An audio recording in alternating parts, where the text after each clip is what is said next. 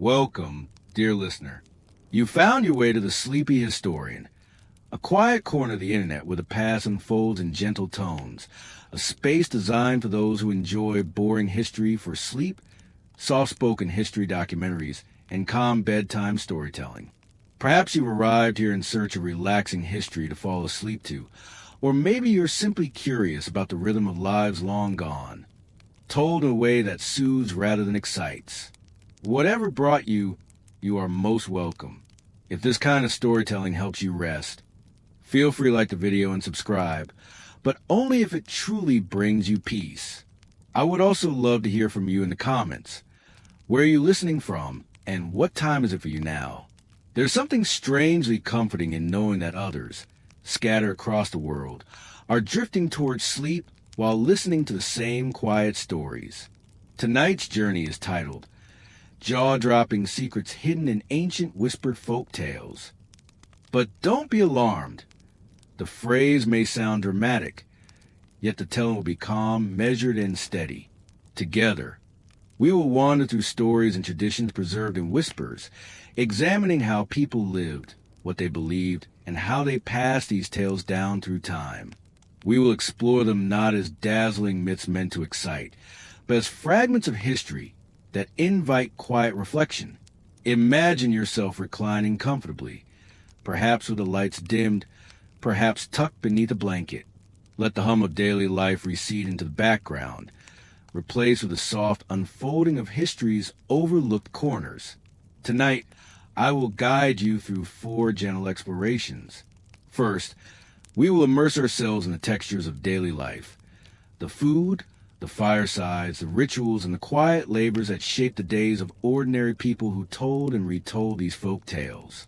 After that, we'll step into a biography or a single event where the power of a story shaped the course of someone's life, or even an entire community.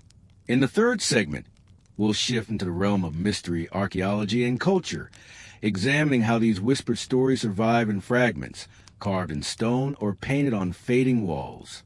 And finally, we'll consider the lives of elites and rulers, those who stood apart from ordinary existence, and yet who often found themselves surrounded by the same whispered legends. Through each part, my tone will remain steady, unhurried, and calm. There will be no rushing, no sudden surprises, just a slow unfolding of images, ideas, and textures from a distant past. Allow your mind to drift as you listen. If you drift away into sleep, the stories will still be here, waiting for you to return. So, take a deep breath. Let the quiet weight of time settle around you. Tonight, in the soft glow of memory and imagination, we will trace the secrets hidden in ancient whispered folk tales. And with each word, may you find yourself gently sinking toward rest. Imagine yourself stepping back into a world where stories were not written in books or preserved in great libraries, but carried on the breath of a neighbor, a grandparent, or a traveler who had paused for a night's rest. These whispered folk tales were part of the fabric of daily life, woven into the rhythm of work and rest, of hunger and satisfaction, of light and darkness. To understand them fully, we must place ourselves within the households that gave them life. Picture a small village at the edge of a forest centuries ago. Homes are modest, often little more than timber frames filled with wattle and daub, their roofs thatched with straw or reeds. The walls are not silent. They creak and sigh when the wind pushes against them. Inside, the air is thick with the mingled scent of smoke from the hearth and the faint sweetness of drying herbs that hang in bunches from wooden beams. The hearth glows at the center of the home, a source of warmth, light, and sustenance. It is here, after the labors of the day, that stories find their way into the open. The rhythm of the day is predictable. At dawn, families stir, the rooster crowing against the cool gray of morning. Work begins quickly. Children send to gather firewood or draw water. Adults tending to animals or preparing tools for the day's tasks. Fields are turned with wooden plows, and baskets are filled with grains, vegetables, or whatever the soil and season allow. These labors are steady, repetitive, and necessary, their familiarity leaving space in the mind for memory and imagination. As hands work, voices share fragments of tales, legends of wandering spirits, of hidden treasures buried beneath hills, of figures who lived long ago and yet linger in the telling. Meals are simple, but each one is a small event. A bowl of porridge thickened with grains, bread coarse and dense, a stew flavored with leeks, onions, or garlic. The flavors are earthy and grounding, nothing extravagant but always essential. At night, when the meal is finished, scraps are cleared and shadows lengthen, people gather closer to the fire. The stories flow more freely then, as much a part of nourishment as the food had been. The tales are not told for excitement or spectacle. They are steady, rhythmic, familiar. A listener may have heard the same tale a dozen times, but each telling is like the turning of a wheel, comforting in its repetition. There is also a subtle sense of protection in the act of storytelling.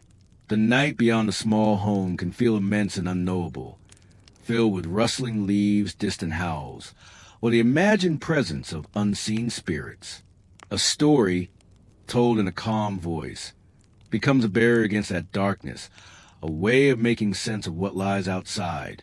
A tale about a spirit in the woods might be frightening in its imagery, but within the safety of a warm room, it becomes a way to acknowledge fears without being overcome by them. The story itself takes on a rhythm, a rise and fall, like the slow rocking of a cradle. Imagine yourself there, sitting by the hearth, the flickering light painting gentle shadows across the room. You feel the rough texture of the wooden bench beneath you, the warmth of the fire against your face. A voice begins a tale, a story of a hunter who follows strange footprints into the forest, or of a woman who hears whispers from a stream that speaks of hidden knowledge. The voice is calm, deliberate, unhurried. The details of the story drift like smoke, curling upward into rafters, lingering, fading, returning again the next night. What makes these whispered folk tales so enduring is not just their content, but their role in shaping the texture of everyday life. They were reminders of what people valued, feared, or longed for. They filled the silences between tasks. They explained the unexplainable. They softened the hardness of labor, and they lent rhythm to evenings that might otherwise be swallowed by silence. You might notice that these tales rarely belonged to a single teller. They were passed back and forth, reshaped in small ways with each telling. One neighbor might recall a detail that another forgot. A child might add a flourish they overheard elsewhere. In this way, stories became collective, belonging not to one but to many, a shared heritage whispered across generations. As you let these images settle in your mind, consider the quiet persistence of this rhythm. The daily labor, the shared meals, the gathering of the hearth, the steady unfolding of stories. It was not dramatic, but it was the heartbeat of existence. And into that heartbeat, these tales whispered their secrets, becoming part of the fabric of life itself. The folk tales whispered at night were not confined only to firesides and gatherings. They were woven into the day itself, often accompanying the steady rhythm of labor, the turning of seasons, and the changes of weather that marked the passage of time. To live in a small village centuries ago was to live in a world constantly touched by the natural environment. The stories people told were reflections of that environment, shaped by what they saw, heard, and felt around them. Imagine the slow progression of a morning in the fields. The dew clings to long grasses, shining faintly before the sun climbs high enough to dry it away. The soil beneath the feet is damp and cool, a reminder of the night's quiet moisture. As workers move steadily through the rows of crops, the air fills with the low murmur of voices. A grandmother may tell a child about a spirit said to protect the harvest, a spirit that must not be offended by careless words or wasteful habits. The child listens, perhaps half believing, perhaps only absorbing the cadence of the tale. The story does not need to convince. It is enough that it lingers in the mind, blending into the work of bending, cutting, tying, carrying. Season by season, the tales shift. In winter, stories are heavy with darkness, populated by shadowy figures who dwell beyond the boundaries of the known world. In spring, the stories brighten, filled with images of renewal, animals emerging, rivers swelling, trees budding. Summer tales often speak of abundance, but also of caution, reminding listeners not to take too much or to forget gratitude. And autumn tales carry a reflective tone, acknowledging harvest, but also hinting at the inevitable return of winter's hardships. In this way, folk tales became a mirror of the year, each one echoing the emotions tied to the cycle of survival. Even the smallest details of daily life were touched by this quiet storytelling. A trip to the village might inspire the recollection of a tale about a voice that echoed from its depths, sometimes warning, sometimes guiding. The sound of the wind moving through trees could remind a child of a spirit wandering unseen, urging them not to stray too far from the safety of paths. A strange mark in the soil might be explained as a footprint of a creature long remembered in whispered legends. Meals, too, carried stories. The bread on the table was not only food. It could be linked to a tale of the first grain brought to humanity by a divine figure or a trickster who stole it from the gods. The bitter herbs or pungent garlic might remind listeners of a story in which plants held protective powers, warding off unseen dangers that lingered in the night. These small connections tied the ordinary to the extraordinary, making each meal more than sustenance. It became part of a web of meaning. The rhythm of daily labor was softened by these whispered associations. Work was rarely silent. As wool was spun, stories were exchanged. As tools were mended, a neighbor might recall a tale of craftsmen whose work was guided by unseen hands. Even lullabies for children were often miniature stories, told in song, blending comfort with lessons, warnings, or blessings. The act of storytelling was not set apart from life. It was stitched directly into its fabric. Imagine again that hearth in the evening. The voices are gentle now, carrying the calm of a day's work completed. A parent begins to tell a story while a child traces patterns in the dirt floor, half listening, half dreaming. The story may be one the child already knows, yet the telling feels new because of the voice, the pause, the small variations in detail. The repetition is soothing, the predictability reassuring. It is not the novelty of the story that matters most, but the comfort of hearing it again, the way the familiar tale carries a listener into rest. This daily immersion in storytelling shaped the way communities understood themselves. The tales reinforced shared values: respect for the land, caution toward the unknown, gratitude for small blessings, endurance through hardship. They reminded listeners that they were part of a long chain of voices, each one whispering to the next, keeping memory alive through words that required no parchment, no ink, no elaborate preservation. The fragility of memory was balanced by the strength of repetition, and so stories endured. In this way, daily life was never only physical labor or the struggle for survival. It was also a quiet dialogue between the ordinary and the imagined, the visible and the whispered. Each action carried a layer of meaning, given shape by a tale remembered and retold. To live in such a world was to exist constantly within a landscape enriched by words, where every shadow might carry a story, every sound might hint a presence, every task might be linked to a tale known by others. So, as you let this image settle in your mind, imagine yourself there again, moving through your own tasks with the same quiet rhythm. The creak of a chair, the whisper wind outside your window, the dim glow of light. All of it can hold echoes of those long-ago evenings, when whispered folk tales turned simple days into something enduring. When we think of folk tales, it is tempting to imagine them as stories told only for entertainment. But in the rhythm of daily life centuries ago, they were more than that. They serve as quiet lessons, moral compasses, and ways of framing the unseen world. To understand their role, it helps to consider not only where they were told, but how they were received, what listeners carried with them afterward into the stillness of the night or the bustle of the morning. Picture again the hearth, that central place where shadows deepened and flames gave a flickering light. The storyteller does not rush. Their words fall with patience, like water dripping from the edge of a roof after rain. Children may lean against their parents, drifting between wakefulness and dreams.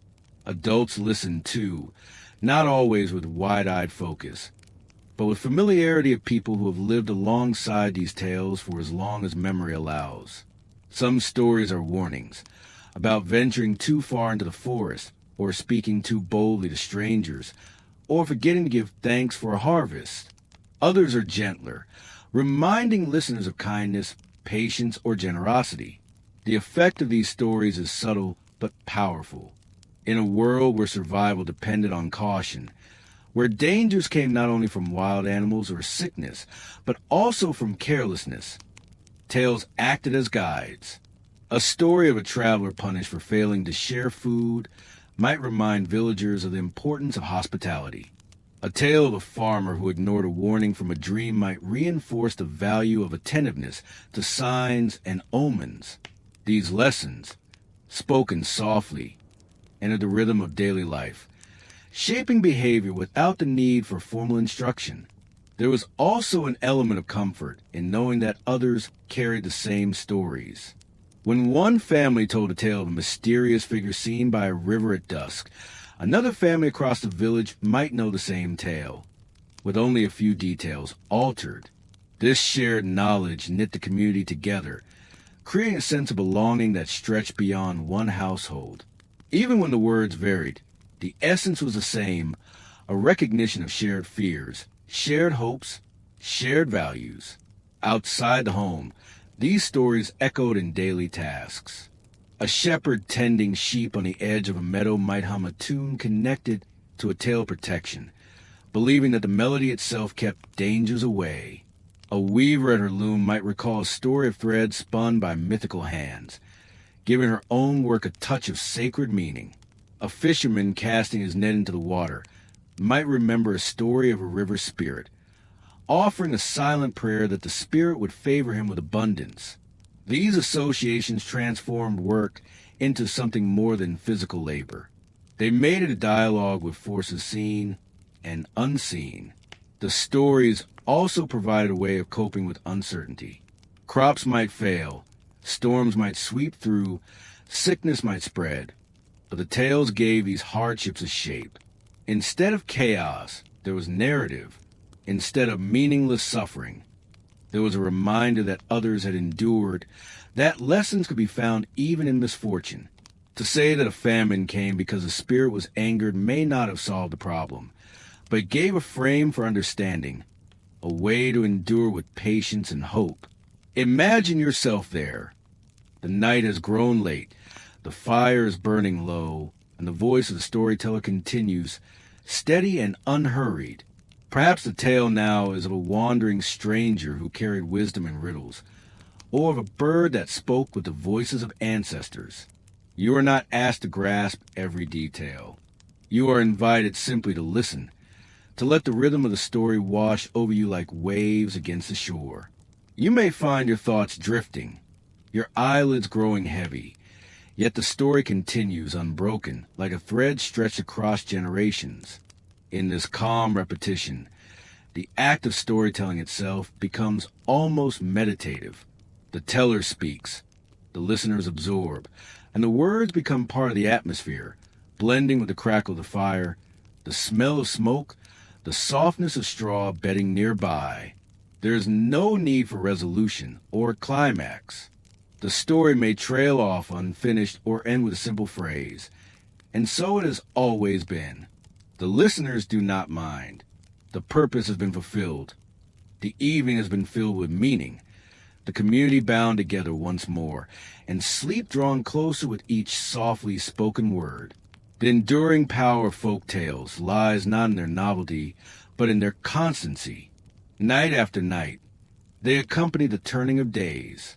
They're like the cycles of the moon or the repetition of seasons, familiar, dependable, and quietly profound. In them, Daily life found both reflection and refuge. The smallest act, a meal shared, a walk across a field, the lighting of a candle, was touched by the presence of a story, whispering softly across time. As you settle into these images, imagine yourself as part of that circle, breathing in the smoke of the hearth, hearing the steady murmur of words, feeling the comfort of being part of something larger than yourself. These whispered tales were the gentle heartbeat of life, steady, calming, and enduring. To move from the rhythm of daily life into the life of an individual is to narrow our focus. Where before we drifted among hearts and fields, now we pause with one figure. Someone whose name has endured, not because they sought glory or conquest, but because their life became interwoven with the folk tales we've been hearing. Folk stories are rarely credited to a single author. They belong to communities, not individuals. Yet every so often, a person emerges whose story itself becomes a kind of legend, preserved and reshaped until it stands halfway between memory and myth. One such figure, known across fragments of medieval Europe, is the wandering teller sometimes called the Keeper of Whispers. The name itself is more title than identity.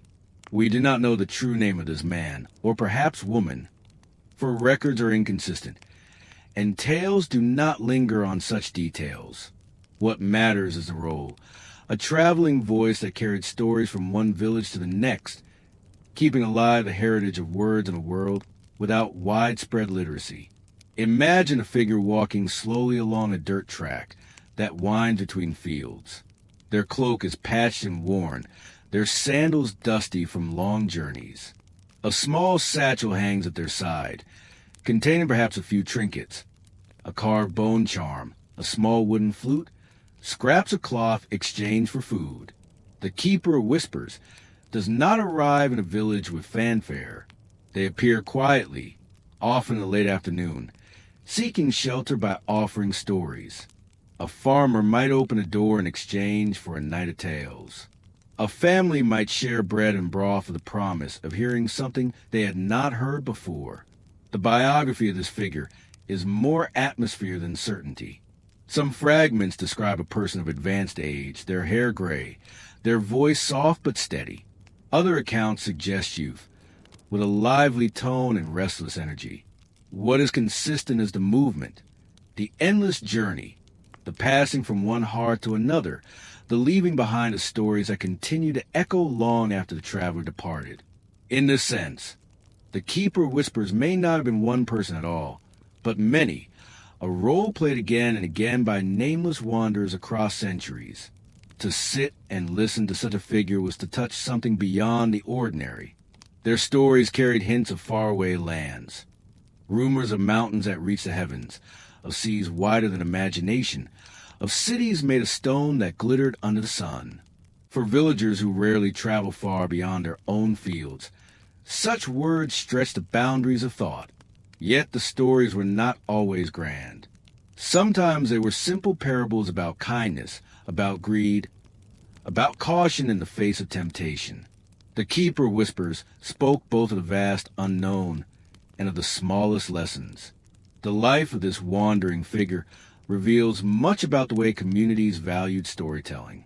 Hospitality was extended, not because the traveler brought wealth, but because they brought words. In giving space to this visitor, villagers acknowledge the importance of tales, not just for amusement, but as nourishment for the imagination, as threads that tied their own small world to a larger one.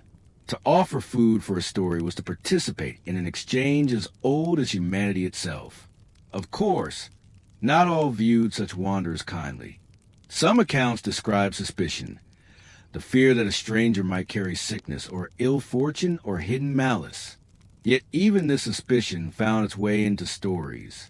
One tale recalls a village that turned away the Keeper of Whispers, only to face a poor harvest the following year, which they attribute to their lack of generosity.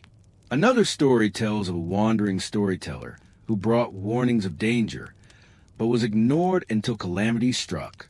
Whether these accounts are history or allegory, they remind us of the figure the traveler embodied both hope and unease. Imagine for a moment that you are part of one of those gatherings. The traveler sits by the hearth, their voice low, the firelight flickering across their face.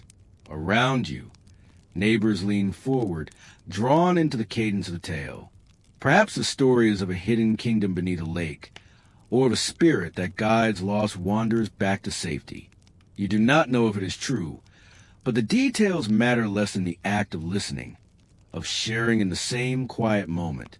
Tomorrow the traveler will be gone, leaving only words behind, and yet those words will live on, repeated, reshaped, past the children who will one day repeat them again. In this way, the life of the keeper whispers becomes less about the individual and more about the role. A wanderer carrying stories is a constant presence across cultures. Sometimes they are a bard, sometimes a minstrel, sometimes a pilgrim. In every case, they remind us that the act of moving, of speaking, of sharing can be just as enduring as the grand monuments left by kings or warriors.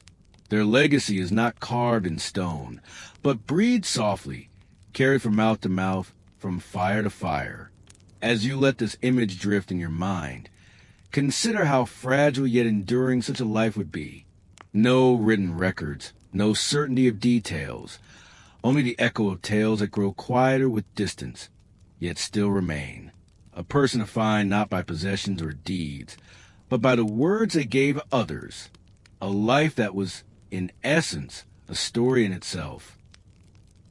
If the keeper of whispers embodied the role of the wandering storyteller, then the communities they visited were just as essential to the preservation of tales. A story is never complete without a listener. In this part of our journey, let us linger not only on the traveler, but on the event of arrival, the way a village receives such a figure, the atmosphere of anticipation, and the subtle ways a single evening of storytelling could echo through many lives. Imagine the late afternoon sun sinking slowly, casting long shadows across fields. The day's work is drawing to a close. Farmers gather tools. Children herd animals back toward pens, and smoke rises gently from chimneys. A quiet hum spreads through the village. A stranger has arrived. The news moves quickly, not with alarm but with curiosity. Few events punctuate the regular rhythm of rural life, and the arrival of the storyteller is one of them. The visitor might be seen first at the edge of the settlement, staff in hand, steps slow and deliberate. Some villagers pause, watch, then continue their tasks, while others whisper speculations. Who are they? Where do they come from? What tales will they carry? Already, the sense of expectation is being woven. By evening, the figure has been offered food, perhaps a place to sleep, and in exchange they will tell a story.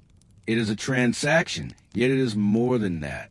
It is a ritual, carried out with an almost sacred quality. The event of storytelling often drew more than one household. Neighbors might gather under one roof, filling benches and stools, standing if space ran out. The hearth is coaxed to burn brightly, not only for warmth but to cast light that allows everyone to see the teller's face.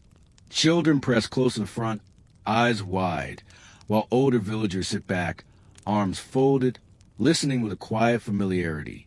They have heard stories before, but each new telling carries its own variations, its own subtle differences. The traveler begins softly, often with a greeting or a blessing. Then the tale unfolds.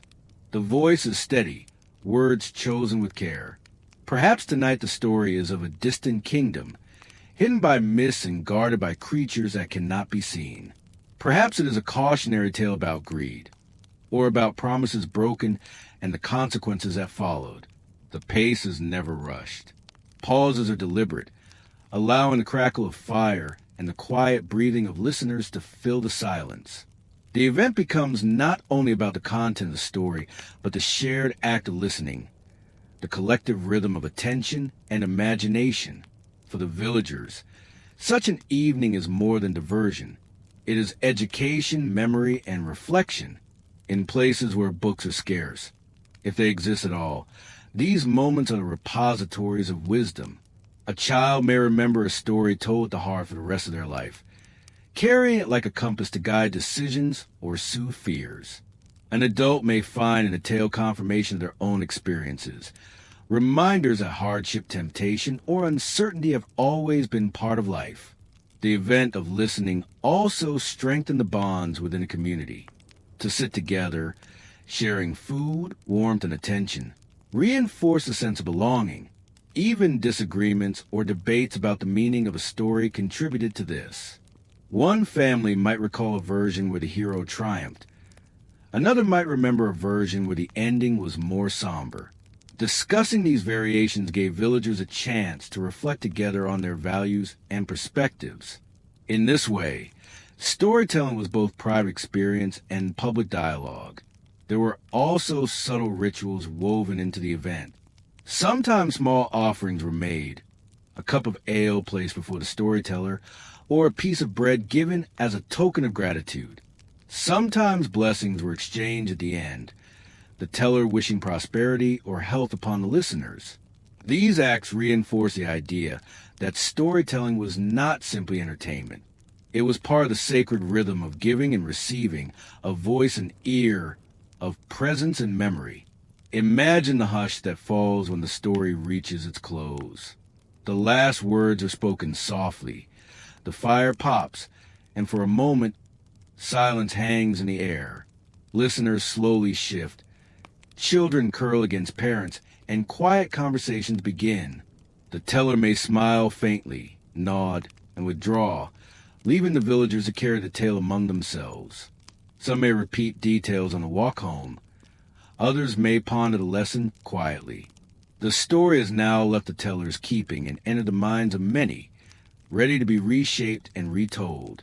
The biography of the Keeper of Whispers is thus not only about the person, but about these moments of gathering. Each evening of storytelling was an event, a ripple that spread outward into memory and tradition. The traveler carried tales, but the villagers ensured they lived on, repeating them until the words felt as familiar as the rising of the sun or the cycle of the seasons. And so, when we think of this wandering figure, let's also think of those who listened, the silent partners in preservation of memory. Without their ears, their attention, their retellings, the voice of the traveler would have faded into the night. It is in the act of gathering, of listening, of repeating, that folk tales endured, woven into the very fabric of life. As we reach the final part of this biography, let's reflect on how the memory of the Keeper of Whispers stretched beyond the brief nights of their presence. For in truth, the traveler's influence was not measured by possessions or monuments, but by the way their words lingered, absorbed by listeners, reshaped with time, and whispered again until the boundary between history and story dissolved into one. Imagine the morning after a night of storytelling. The hearth is quiet now, only faint ashes glowing. Villagers rise, ready to return to work. Yet already the story told tonight, before it has begun to ripple outward. A child repeats fragments while carrying water, their voice rising and falling in imperfect imitation. An adult mentions a detail to a neighbor in the fields, debating whether the tale was meant as warning or comfort. Even as the traveler walks away from the village, their presence continues, echoing in these small, ordinary exchanges. This is how the memory of the Keeper of Whispers survived, not in parchment or stone, but in the voices of those who retold what they had heard. Over time, the details shifted. One villager called the traveler as elderly, wise, and stooped with age. Another remembered them as youthful, quick, and bright-eyed. One community insisted the figure carried a small flute. Another claimed it was a carved staff. In truth, these contradictions suggest that the Keeper of Whispers may have been many people, different travelers in different generations, their roles blending together in memory until they became a single symbolic figure. The presence of such wanderers reveals much about the values of communities in medieval life. Hospitality was never only about food and shelter. It was about connection. To offer bread to a stranger was to acknowledge the fragility of life and the possibility that one day you, too, might rely on the kindness of others. By welcoming the storyteller, villagers affirmed a deeper truth, that words, even whispered words, held value equal to grain or firewood. The event of storytelling left behind more than memory. It became part of identity. Some villages claimed proudly that the keeper whispers had once visited their hearth. The claim mattered less for accuracy and more for meaning. It placed a community within the chain of memory, linking them to others who had hosted the same mysterious traveler. In this way, the biography of the figure is inseparable from the biography of the villages themselves. Each village became a participant in the story, a caretaker of words that would outlast any single life. Consider, too, how such stories travel farther than the voice that first spoke them. A tale told by the traveler in one village might find its way to another, retold by listeners who carried it along the path. Within a generation, the same story could be heard hundreds of miles apart, its details altered by local flavor yet recognizable at its core. The traveler's voice multiplied, carried invisibly across landscapes until it was no longer possible to say where the story had begun. This is a quiet power of oral tradition, its ability to endure not through permanence, but through constant change. The figure of the keeper of whispers also reminds us of fragility of memory. Without written record, many tales have been lost entirely. What survives are fragments, hints preserved in later manuscripts, or echoes found in the stories of neighboring cultures. And yet, even this fragility carries beauty. To know that stories survive for centuries without ink or parchment is to recognize the persistence of human memory, the strength of community, and the desire to share meaning even when nothing else endures. Imagine once more the figure walking away from the village, the morning sun warming the road. Their steps are steady, unhurried, carrying them toward another place, another hearth, another group of listeners. Perhaps they do not know whether their stories will survive, but they walk on nonetheless. The act of speaking is enough. The act of listening is enough. The rest belongs to time. And so, when we try to recall a biography of this elusive figure, we are left with more questions than answers. Was there truly one keeper whispers, or many? Were the stories theirs, or those of countless voices passed down through generations? The truth may never be known, but perhaps that uncertainty is part of the legacy. A figure who exists halfway between fact and fable embodies the very essence of folk tales themselves, rooted in reality, yet softened into whispers that drift through time. As you let this reflection settle, think of how many such wanderers must have walked the roads of history, their names forgotten, their words carried onward. Each one a reminder that the act of telling, the act of listening, and the act of remembering are among humanity's oldest, quietest, and most enduring traditions. Let us now turn our attention from the biography of a traveler to something quieter, something half-buried, waiting beneath layers of time. When stories fade from living memory, they sometimes leave behind objects, artifacts that hold whispers of the past. Archaeologists, historians, and ordinary villagers alike have stumbled upon fragments of these whispers, unearthed not in the flickering firelight or hearth, but in the stillness of soil and stone. Imagine a field long since abandoned, grass tall and heavy with dew. Beneath its roots, the ground conceals traces of an older settlement. Broken pottery, worn smooth by centuries underground, lies scattered just below the surface. To the untrained eye, these are only shards, meaningless fragments of clay. But to those who listen closely, they are voices of another age. The shape of a rim can tell of the vessel's purpose. The thickness of the clay can reveal whether it was made for daily meals or ceremonial gatherings. Even the faint trace of pigment, barely clinging to its surface, can suggest a style of decoration, the colors once bright against a dim interior. It is here, among such remnants, that we begin to notice how archaeology and folklore intertwine. A villager who digs up a shard might not speak in terms of typology or stratigraphy, but instead says, This belonged to the old ones, the ones who whisper before us.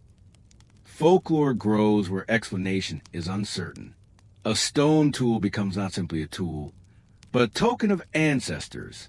A carved figurine becomes not just an ornament, but a spirit guardian, watching silently through time.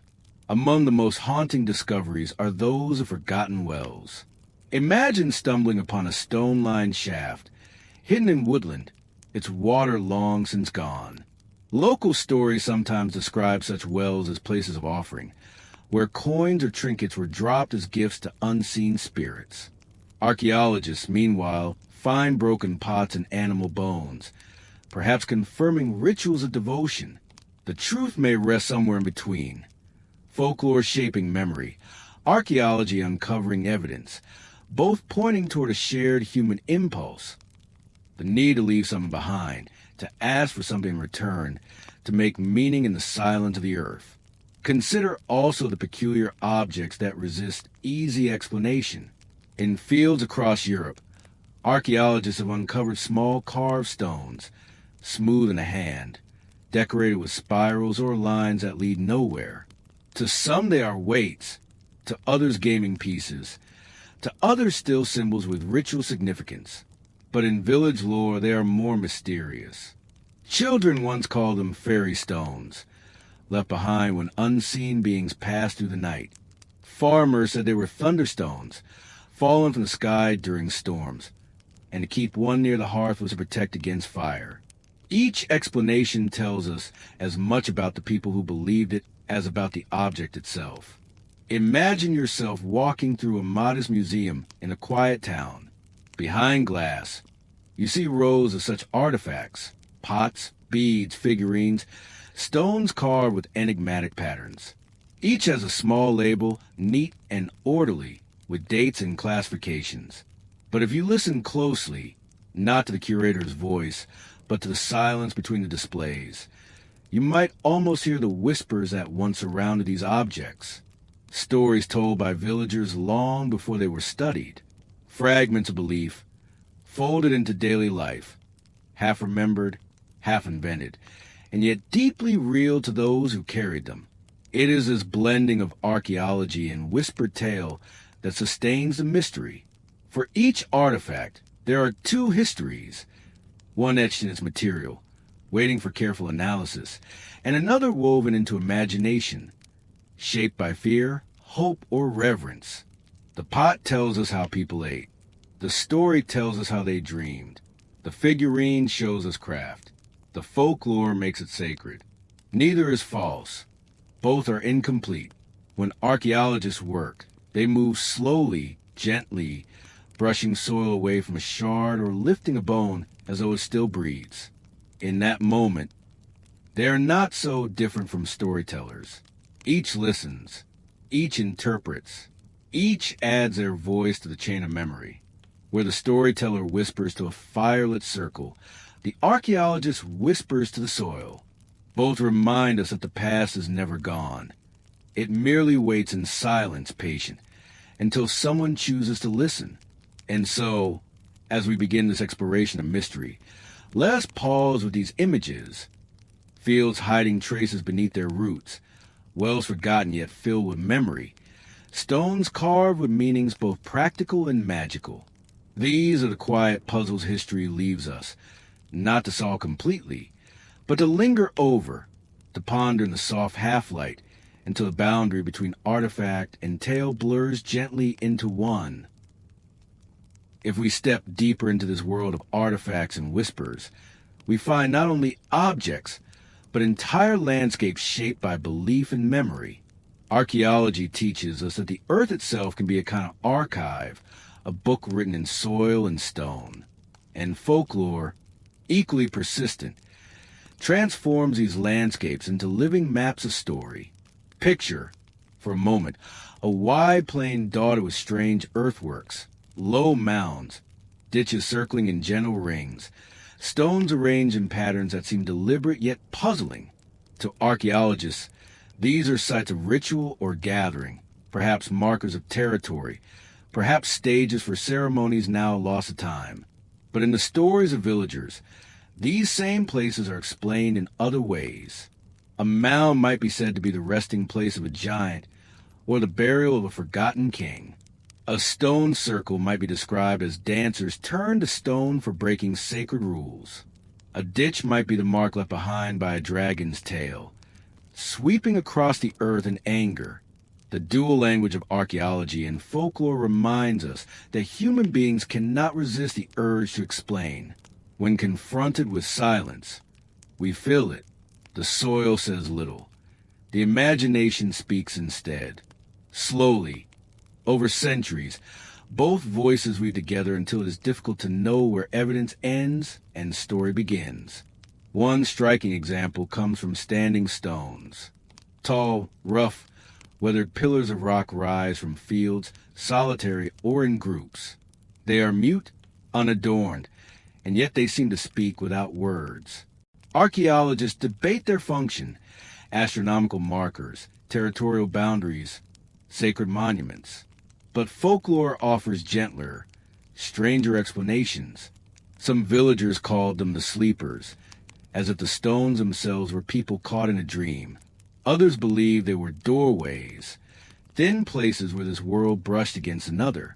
Travelers would leave offerings at their base, not out of superstition alone, but out of respect for the mystery they represented. Think also of caves. Archaeologists uncover soot-darkened ceilings, carvings etched by tools, traces of fires long extinguished. To the scientists, these are places of gathering artistry, perhaps ritual, but in the whispered stories of later generations, caves were entrances to hidden kingdoms, dwellings of gods, or shelters of restless spirits. The darkness itself became part of the tale. To step into such a cave was to walk between worlds, to hear the echo of something larger than one's own voice. And then there are burial sites. Always, these provoke both reverence and story. A burial mound might be opened and studied, revealing grave goods, human remains, arrangement of objects that tell of rank, belief, or love. But to villagers who lived beside such mounds, the stories carried different tones.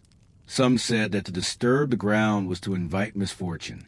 Others said the buried figures would rise at night, not in menace, but in quiet watchfulness, guardians of the land. Archaeologists and storytellers alike approach these sites with respect, though the language of their reverence differs. One speaks of chronology and typology. The other speaks of curses and blessings. Both acknowledge the weight of the past pressing gently on the present. We might also notice how certain objects seem designed to invite mystery. Small masks carved from wood or bone, discovered far from any obvious ritual site. Amulets bearing symbols that resist translation. Beads strung in complex sequences, beautiful but puzzling. Archaeologists carefully record them, compare them, trace patterns across cultures. Folklore, meanwhile, seizes on their strangeness. A mask is said to have once held a spirit. An amulet is described as a key to unseen realms. Beads become charms against illness or tools of prophecy. The stories linger, adapting to each new generation, long after the practical knowledge of their use has faded. This blending of mystery is not limited to the objects themselves. It stretches into the rhythms of the land. Certain hills were said to hum in the wind. Certain springs were believed to heal or to curse. Stones that resembled human figures became statues in local lore, whether or not they had ever been shaped by human hands. The ordinary world was never fully ordinary. Every feature could be a threshold, every silence a hint of something more. Imagine, then, walking slowly through such a landscape, a field where the grass grows in uneven swells, betraying the presence of an ancient ditch. A cluster of stones, barely rising above the soil, marking the outline of a forgotten circle. The air feels the same as anywhere else. And yet, if you pause long enough, you begin to sense the weight of centuries pressing through. You cannot be certain what those people believed, nor can you fully dismiss the stories that grew up afterward. The truth is not a single path, but a woven tapestry, strands of soil and shards, voices and silence. In this way, archaeology and folklore do not compete, but complete one another. Archaeology offers dates, measurements, careful observations. Folklore offers meaning, resonance, the emotional echo of places and things. Together, they form a kind of harmony, imperfect, uncertain, but deeply human. And so, as we linger here in the quiet landscapes of story and soil, let us carry with us both languages. Let us allow the careful brush of the archaeologist and the soft whisper of the villager to exist side by side, neither silencing the other. In that meeting, the mystery remains whole. When we think of mysteries within folk traditions, it is tempting to imagine them as stories only, floating free of the material world. But in truth, the mystery of the past often resides in the smallest, most tangible things. A shard of pottery, a carved figure, a coin, a fragment of textile, all are fragile, breakable objects. Yet each one holds echoes of belief and memory. And around them, entire tales have been spun. Consider, for example, the humble charm. Archaeologists often unearth small items made from bone, shell, amber, or stone, objects carried in pockets or worn around the neck. Their shapes vary, sometimes smooth and abstract, sometimes carved with careful detail. To us, they may look like decorative trinkets, but folklore suggests a deeper role. Charms were said to protect against spirits, to bring fertility, to guard a child from illness, or to ensure safe passage across water. What we see as a fragment, villagers once saw as a living shield. Coins, too, carry their share of stories. In the archaeological record, coins can be read as economic tools, tokens of authority, a reflection of trade networks and governance. But in folk memory, coins held other powers. Dropped into a spring, they became offerings to the unseen. Hidden in walls, they serve as blessings to a new household. Placed on the eyes of the deceased, they were said to pay for the soul's passage into the next world. A small disc of metal, barely an inch across, could serve as a bridge between realms. The practical and the imagined, the present and the eternal. Then there are the carved figures. Sometimes simple, sometimes intricate, these small statues stir both curiosity and reverence. Archaeologists debate their uses: fertility idols, guardians of the hearth, or ceremonial objects. Folklore, meanwhile, tells gentler tales. Some figures were said to hold whispers, to listen when one was alone, to answer prayers in silence.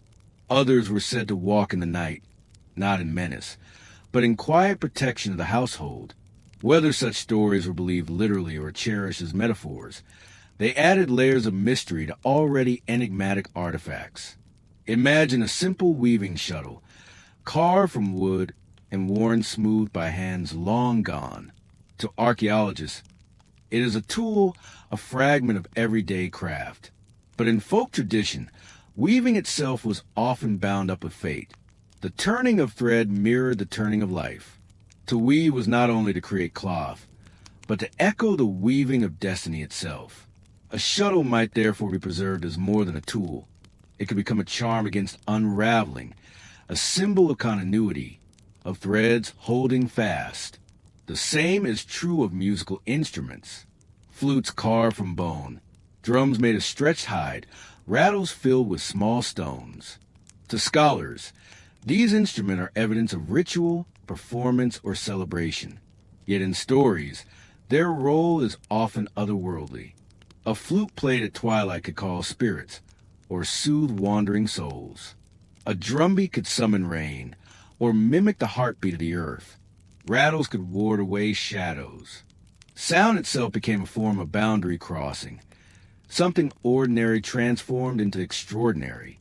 We find, too, the curious persistence of stories around ruins. Archaeological sites often reveal the outlines of once thriving communities: tumbled walls, abandoned streets, fragments of tools and vessels. These ruins prompt technical questions. Why was a place deserted? What pressures caused decline? What paths did the inhabitants take afterward? Folklore answers differently. A ruined city was often said to have been cursed, its people struck down by pride or hubris. Or it might be said that the people did not die at all, but slipped into the earth, continuing their lives beneath, visible only in rare glimpses. These explanations do not aim for factual precision. Instead, they preserve mystery, ensuring that the site is never only stone and rubble, but also story and lesson. Even silence itself, the absence of evidence, becomes fertile ground for tales, where archaeologists find gaps, rituals hinted at but unrecorded, tools whose uses remain unclear. Folklore steps in with confidence. Spirits, gods, curses, blessings. The unknown does not remain empty. It fills with imagination, and that imagination, once spoken, endures alongside whatever fragment of evidence might later emerge. It is easy to think of archaeology and folklore as opposites, one scientific, the other fanciful. Yet as we linger on these mysterious overlaps, we see that both are simply ways of reaching toward meaning. One clears the soil layer by layer, patiently reconstructing sequences and dates. The other drapes the silence with stories, ensuring that absence does not remain barren. Both recognize the deep human need to make sense of what lies beyond immediate grasp. So let us pause here, at the edge of the known and the unknown.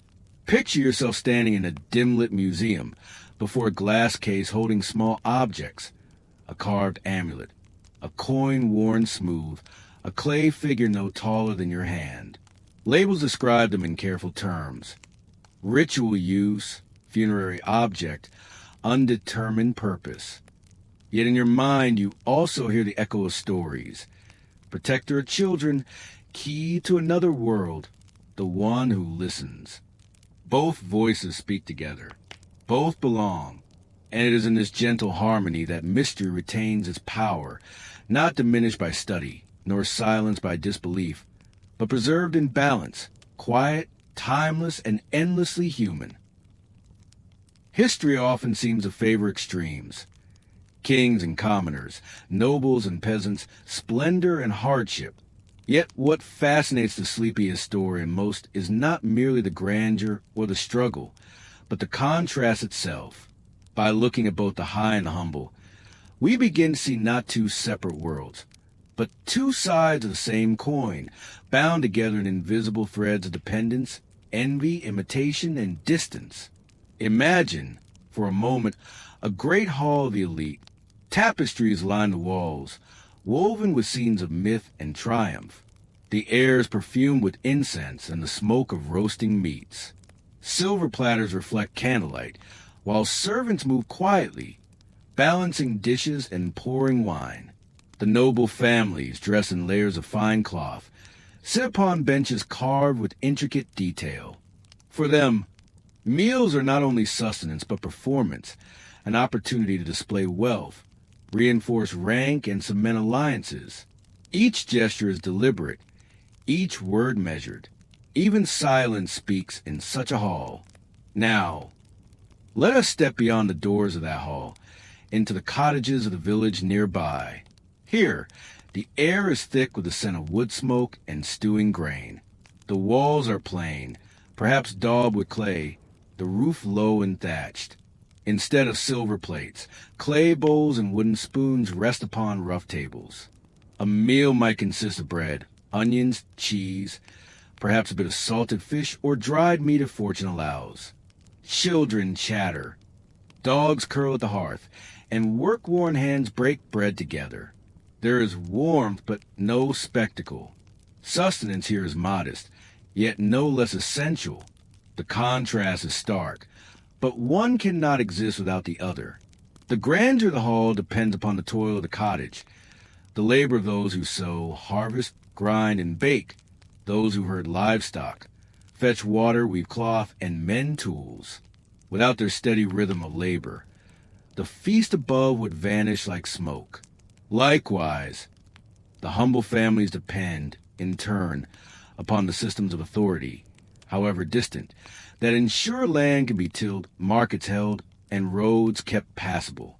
Elite and commoner may live in different worlds, but their worlds intertwine endlessly. Consider dress. For the noble, clothing is decoration. A velvet cloak dyed deep crimson, edged in fur, says not merely, I am warm, but I command resources that few may touch. Jewelry speaks a similar language. Gold rings, polished gems, and pendants signal status as clearly as a crown. Meanwhile, the commoner's tunic, patched and faded, says something different. This garment has lasted many seasons. Yet there is dignity in its endurance. Even within simplicity, small touches appear. A strip of brighter cloth, a brooch of pewter, a ribbon saved for feast days. In such modest details, echoes of aspiration and identity shine. Or let us pause on the subject of space itself. Nobles dwell within fortified walls, castles, or manors where towers rise against the sky. These structures proclaim strength, yet they also breed isolation. The stone walls, thick and protective, create distance from the outside world. Within, life is marked by ceremony, by watchfulness, by the expectation of guests who must always be impressed. Contrast this with the open rhythm of a village, where doors are seldom locked, neighbors enter without formality, and the flow of daily life is shared communally. The lord may look down from his high tower, but the villager, working in the fields, knows the earth more intimately.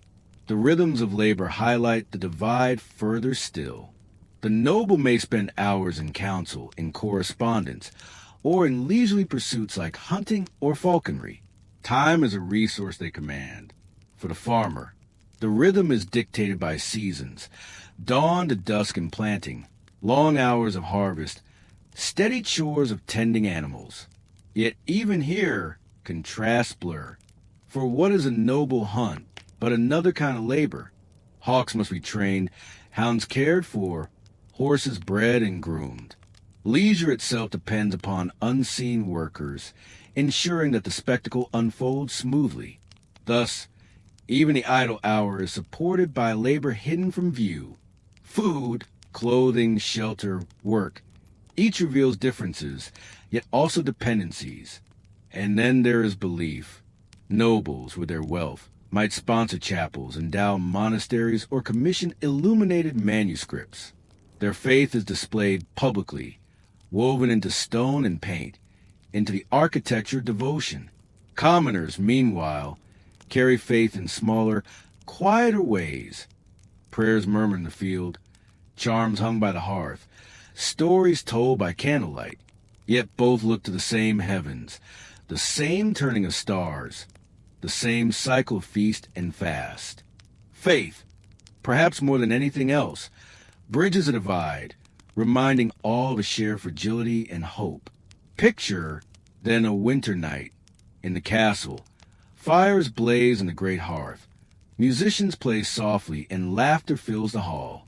In the village, fires burn lower, but families huddle close, sharing warmth beneath woolen blankets. Outside, the same snow drifts across fields. The same moon lights the night sky. Though lives diverge, they are bound by common nature. The cold that seeps, the hunger that must be eased, the desire for safety, and the rhythm of time that spares no one, neither king nor plowman. This interplay, this tension between the grand and the humble, is one of the enduring patterns of history. And it is here, in exploring the contrasts, that we begin to see the humanity that binds both sides. Not opposites, but complements. Not isolation, but interconnection. Both hall and cottage, feast and crust, jewel and patchwork cloth, all part of the same story, unfolding quietly across centuries. If daily life revealed stark contrast between noble and commoner, then celebrations revealed them even more vividly. Festivals and rituals were moments when society, for a time, displayed itself in full color. And though the forms varied across regions and centuries, the rhythm of celebration, Its sounds, sights, and meanings offers a window into both division and connection. Let's begin with the noble chords. A feast day might unfold with astonishing splendor. Trumpets would sound as guests entered the great hall, their notes echoing off high rafters and stone walls. Musicians with lutes and harps played refined melodies, while jesters, acrobats, or trained animals entertained. Dishes arrived in dazzling sequence: roasted swan, gilded pies, spiced wine, fruits preserved in honey.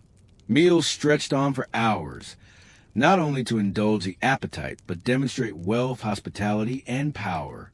The feast itself became theater, a performance of abundance where every detail whispered a hierarchy and authority. By contrast, village celebrations had a humbler air. When harvest was brought in, the people gathered in the fields or in the open square. Food was shared communally: bread, cheese, apples, ale brewed at home. Music, too, was present, but it came from simple flutes, fiddles, or the beating of drums made from stretched hide. Songs were lively, often repeated in call and response patterns, so all could join. Dancing might continue until the torches burned low, with children, elders, and travelers drawn together into the same rhythm. The noble feast and the village revel looked very different, yet each expressed the same human need for joy, community, and release from labor. Theatrical displays carried similar contrasts. Nobles commissioned elaborate entertainments: masks with costume performers, allegories performed in courtyards, or tournaments where armored knights tilted against one another. These were spectacles of controlled grandeur, reinforcing ideals of chivalry and order. In the villages, drama took other forms. Wandering players set up stages in marketplaces, performing morality tales or comedies filled with exaggeration and laughter.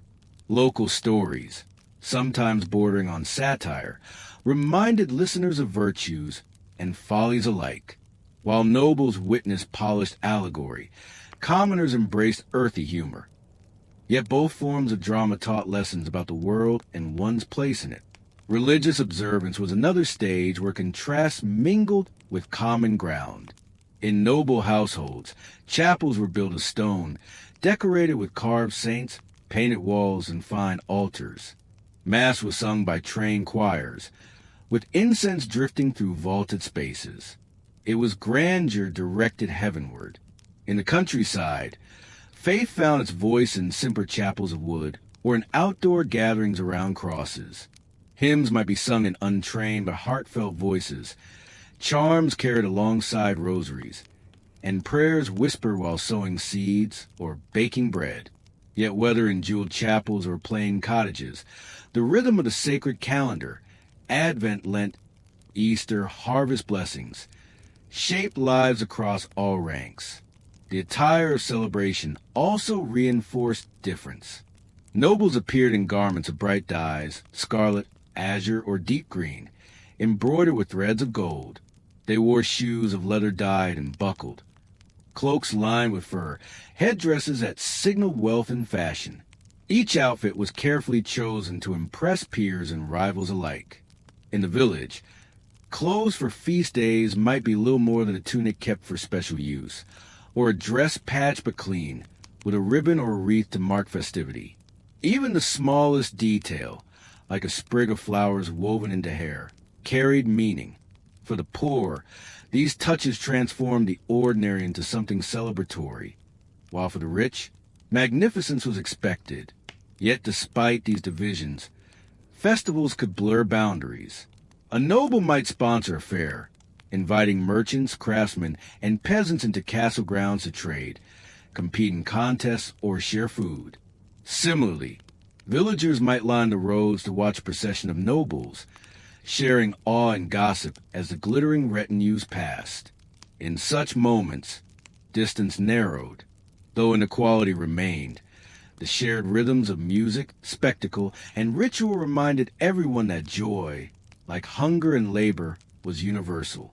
We must also note the role of memory. Commoners remembered celebrations through stories. The year the harvest was abundant, and the dancing lasted until dawn. The year a storm nearly spoiled a feast. The year traveling players staged a comedy so lively that children repeated its jokes for weeks. Nobles, by contrast, preserved memory in chronicles, manuscripts, or tapestries. One class remembered with words passed by firelight, the other with ink and thread. Yet both forms of memory, humble or grand, serve the same purpose: to keep joy alive in the echo of time.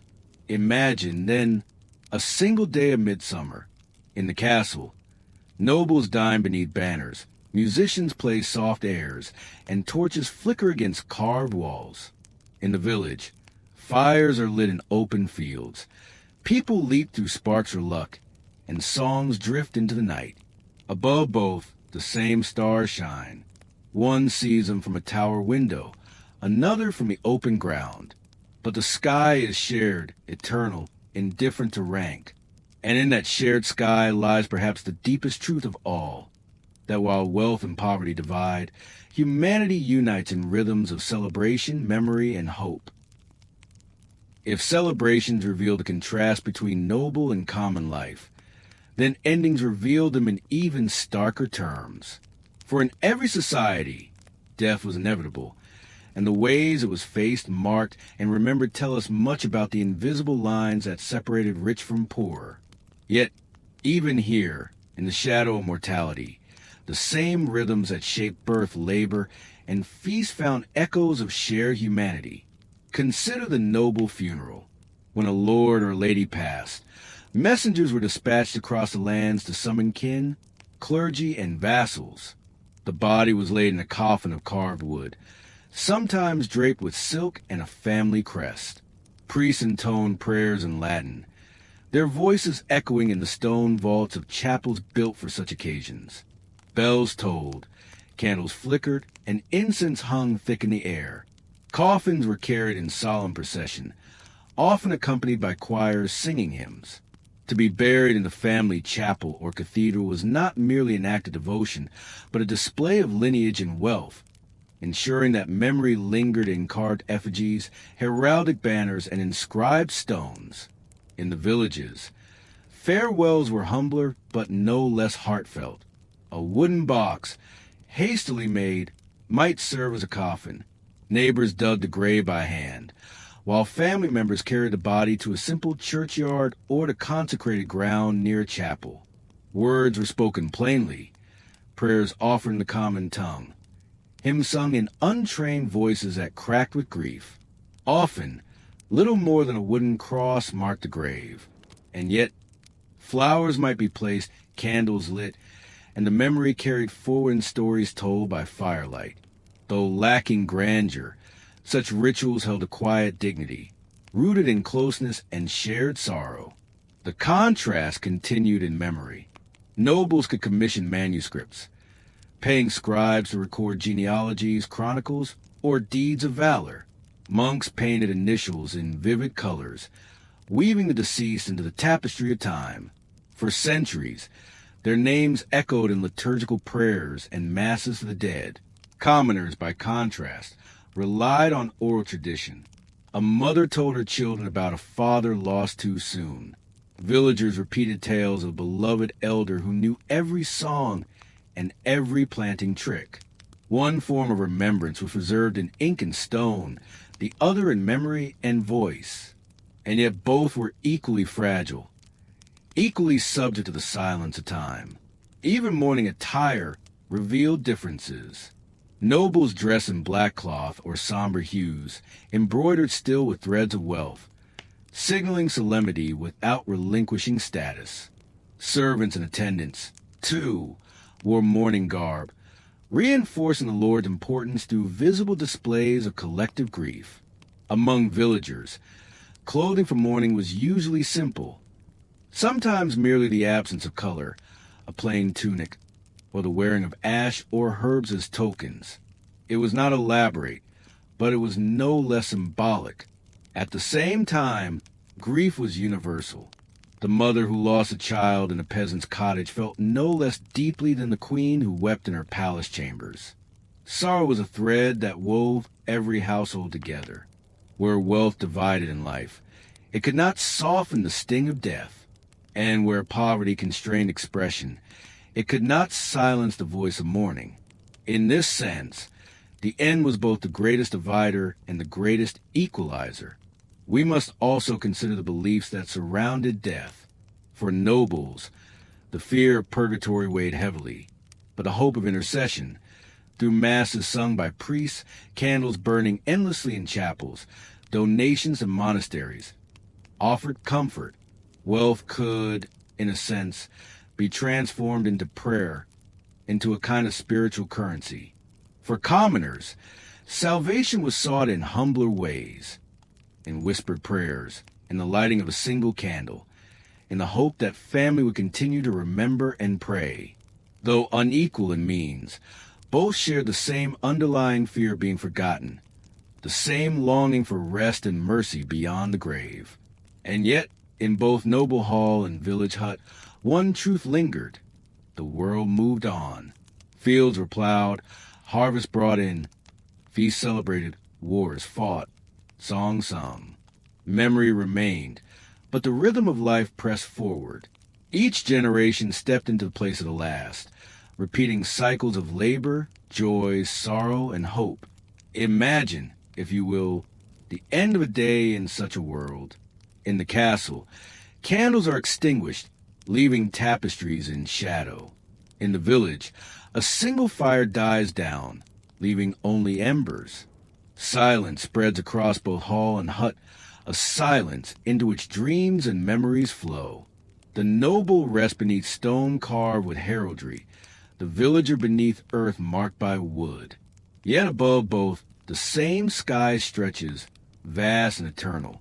Stars turn slowly, indifferent yet constant, and in that turning lies a final unity. The reminder that no matter rank or wealth, every life is but a brief chapter in the longer story of humanity. Thus we arrive at the close of this exploration, a world of contrasts, where nobles dined while villagers labored, where courts glittered while fields endured hardship, where death came clothed in silk or in homespun cloth. And yet, within those contrasts, the same heartbeat echoed, the rhythm of birth, of labor, of celebration, of loss, a rhythm that connected every life, no matter how high or humble, to the eternal march of time. And so, dear listener, our journey through whispered folk tales and the rhythms of ancient life draws to its gentle close. We have wandered together through cottages filled with flickering firelight, across fields shaped by countless hands, into courts where nobles dined beneath gilded ceilings, and through silent churchyards where grief and memory lingered side by side. These stories, drawn from fragments of the past, are at once familiar and distant. They remind us that beneath the details of clothing, rituals, and rank, all lives share the same fragile thread: the desire for belonging, the struggle for survival, the hope of being remembered.